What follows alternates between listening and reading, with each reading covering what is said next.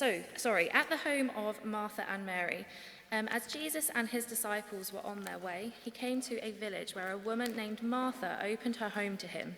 She had a sister called Mary who sat at the Lord's feet listening to what he said. But Martha was distracted by all the preparations that had to be made.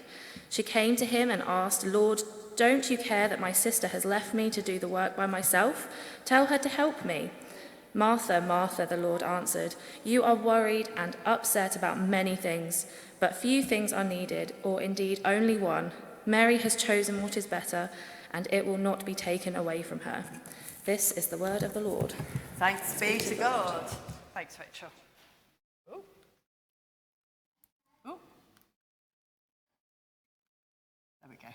Let's pray. Loving God, we thank you for this familiar story. We ask that you would give us ears to hear it afresh and hearts willing to be changed. Amen. Now then, I noticed that none of you are saying out loud, and maybe you were thinking it in your hearts, mentioned a trip to the museum as part of your perfect day. I have to say, if it had been a wet day, a museum would have featured. For those of you who don't know, I used to work in museums before I became a vicar. Now, I remember a story from many years ago. Unfortunately, he's not like to be watching, so I can tell it, about my youngest brother, who just moved to London. And he rang me up all excited and said, "Bex, I've done the British Museum." To which my response was, "Well done, darling. What have you done to the British Museum?" Slightly concerned about what I might read on the headlines of the museum's journal the next month. And he said, "I've been round the whole thing." At which I said, "Oh, okay." I think there are curators who work in the British Museum who haven't actually been round the whole thing. But anyway, I said, "Oh, brilliant. And what did you see that you enjoyed looking at?" He said, "I've no idea, but I've walked round the whole place." In his enthusiasm to be in the British Museum, and it was in the old days, do you remember when the library was there and the rotunda wasn't? He'd lost sight of the purpose of the British Museum, which was not to give you an indoor extensive walk, though you can certainly acquire some steps for your pedometer there, but it's to look at the amazing artifacts, some of the most important objects in the world are there. Things of beauty, things of importance, things for everyone. It's very easy, isn't it, for us to lose sight of what we're actually trying to do. It's so easy for us to get distracted, particularly in these days when technology is beeping at us, constantly. Apparently, the average person reaches for their phone 12 times, every 12 minutes. Now, if that's an average, there'll be some of us who reach for it far more than that. We're constantly distracted. And we can get distracted when we're trying to spend time with Jesus too, can't we? We get distracted when we're quietly sitting before him in a time of prayer. Suddenly, it seems very important to work out, how are we going to bottom out that cupboard? Or how are we going to cook dinner later? And sometimes we can get distracted when we're busy serving God. We get so focused on the jobs we've got to do and the ones still on the to-do list that we lose sight of the reason why we're doing them, which is God. Now, today we're continuing our sermon series that's looking over the summer about people who encountered Jesus and how they were challenged and changed by meeting Jesus. And today in our story, we have two women who spend time with Jesus. They have different ways of doing it. One actively serving, the other sitting and actively being. And there is nothing wrong with either approach. But as Jesus says, the problem is Martha's got distracted and she's lost sight of the main thing, spending time with Jesus. Now, I always feel a bit sorry for Martha. We'll have heard lots of sermons and talks on this passage, and we usually go away with a feeling that Martha being busy, bad, Mary sitting quietly, good. But actually, it's not as simple as that. If we all spent all our time sitting quietly, not an awful lot would get done, would it? We come away, if we're not careful, with the idea that if only Martha had been like her sister, if only Martha had sat at Jesus' feet. But that's not the point of the story at all, because did you notice Jesus doesn't criticise her at all for being hospitable? Hospitality was a really important part of life in the Jewish world at the time that the New Testament was written. And again in the Gospels and the Acts of the Apostles, we see how people gather around a table, share a meal, and so get to experience something of the good news of Jesus. There's a reason why one of the main celebrations of the church is a meal round a table. It's important, it's hospitality. But also, Martha was meeting a practical need, wasn't she? Jesus and his friends had been busy walking around, doing miracles, sharing the good news about Jesus. They would have needed feeding. So Martha's willingness to serve, her willingness to open her home and look after Jesus and his friends is a good thing. Because the problem isn't that Martha's offering Jesus and his friends welcome and a food.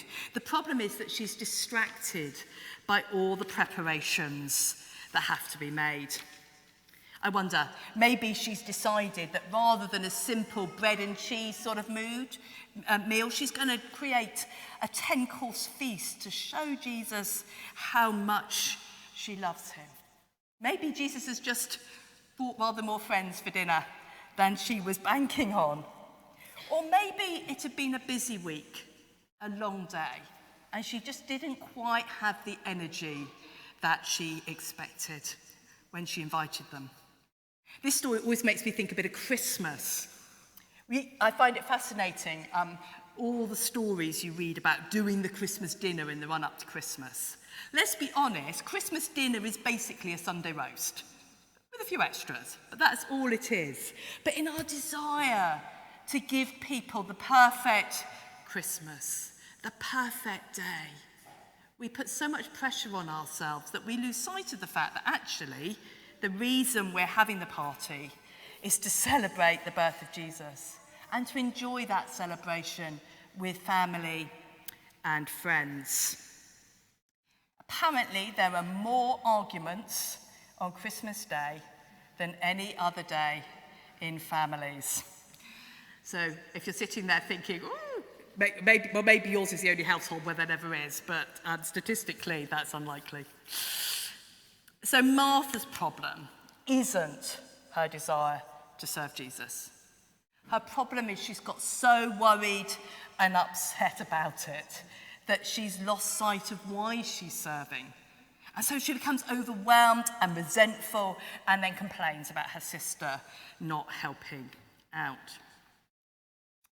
So that's Martha. And then there's Mary, who sits at Jesus' feet and listens to his teaching. We're so used to that in the story that we lose sight of actually how revolutionary that was. Mary is sitting at Jesus' feet, which is what disciples did when they wanted to learn. But the difference is that disciples tended to be men. Women were not expected to sit there and learn from men about God. So actually the people with Jesus would have been quite shocked by Mary's behaviour, almost as shocked as they were later when she washes Jesus' feet with her hair. Because women don't normally learn like the men in the world at that time. They learnt about God from other women, from their mothers and their grandmothers and their aunts. They learnt about Jesus whilst doing the domestic chores so that the men could sit at the feet of the disciples. But the point is, Mary isn't letting either the chores that need doing or the expectations of the society around her get in the way of her spending time with Jesus. She's not even letting the demands and the guilt trip given her by her older sister distract her. I wonder, when you hear this story, even if you're a bloke, which of these two women do you most relate to? Which one feels more like you? Maybe you're more like a Martha, a woman who shows her love for Jesus and others by serving. Or maybe you're a Mary, a woman who shows her love for Jesus by focused attention. And partly that will be about personality. Some of us are activists. We like to be doing. They're more likely to relate to Martha. Some of us will be contemplatives who like to sit quietly, listening to the Lord. One isn't right and the other isn't wrong. When I was thinking about this, I was reminded of my friend Toby, who's the most energetic, extroverted activist I've ever known. We did street pastoring when we were at college, and at 4 o'clock in the morning, he ran the 5 miles home because he just sat still for a 20-minute prayer debrief, and he was feeling a bit... He doesn't find it easy to meet with God sitting quietly. He needs to be on the move. But others of us, we need to be still and quiet. I wonder if you've ever noticed that this story about Mary and Martha comes right after the story of the Good Samaritan, a story about the practical help a man gives his neighbour. So partly, whether we choose to be serving Jesus actively or by just being in his presence depends on need. Martha's recognised that Jesus and his friends need feeding. This is something that she can do. Practical acts of service in the church and community do enable us to be community and to share the love of God with others. They're important. They're part of how we are church together. The different teams we have at church enable church life to happen. If the coffee team chose to all sit contemplatively reflecting on Jesus, we'd all be a bit thirsty. And if the tech team decided to do it, well, who knows what would happen. And we know that service is good, because what does Jesus do the night before he dies? He washes the feet of his friends and say, this is an example for you to follow.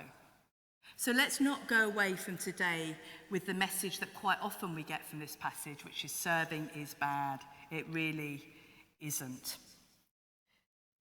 At best, both being still and serving are ways of spending time with Jesus, and we all need to do both. We need times of just being in Jesus' presence and times of being with Jesus by serving others. In both cases, it's easy for us to lose sight of why we're doing them. If we're honest, we all get distracted when being quiet with God and end up thinking about things other than Jesus. And if we're honest, sometimes we can get overwhelmed by all the things we're doing for God that we lose sight of God and the reason we're doing them. So this week, how might we spend time with Jesus? How might we spend time quietly with him, listening to what he's saying to us? How might we spend time with him by serving others? And this week, when we're being quiet and when we're serving, let's not lose sight of the main thing. Let's fix our eyes on Jesus, and then we will serve or be quiet with joy. So let's sit quietly and just ask God what he's saying to us as Patrick and Luke come forward.